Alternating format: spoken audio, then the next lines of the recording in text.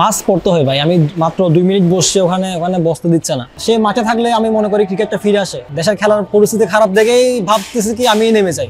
One day তো আমাদের রাজত্ব করা উচিত, এটাই তো আমি। এখন যদি আপনারা ভাবেন যে এটাই বিরাট কোহলি, তাহলে তো হইলো না। হারা যাওয়ার রিজন হচ্ছে আমার আইডি পেজ 2টা চলে গেছে গত কয়েক মাসের মধ্যে।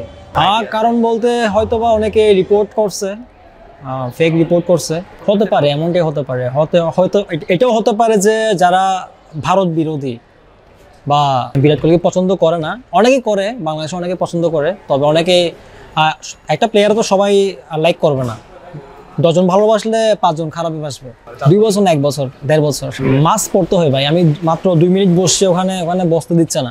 সবাই ছবি তুলতে, সবাই করতেছে, কতগুলো যারা ছিল সবাই তুলছে। হ্যাঁ, মিস করি। আগামীকালকে তো ব্যাক করতেছে অস্ট্রেলিয়ার বিরুদ্ধে অনেকদিন পর।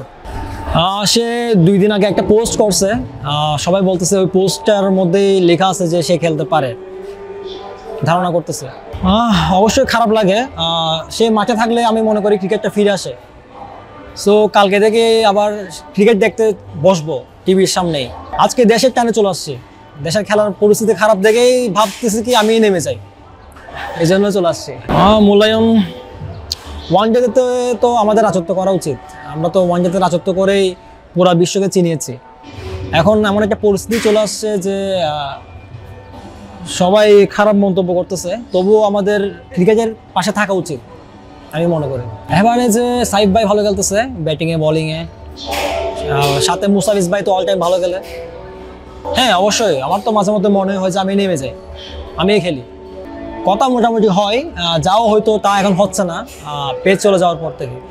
অবভিয়াসলি দেখা তো হবে, সে খেলা অবস্থা দেখা হোক বা খেলা থাকুক না থাকুক, দেখা করবোই না। এখন অব্দি ওইভাবে ট্রাই করি নাই, যেহেতু ভিসা দিচ্ছে না, এখন ওইভাবে ট্রাই করি নাই। 18 বছর পর জিতছে, আসলে ভালো লাগার কথা, অনেক এক্সাইটেড ছিলাম।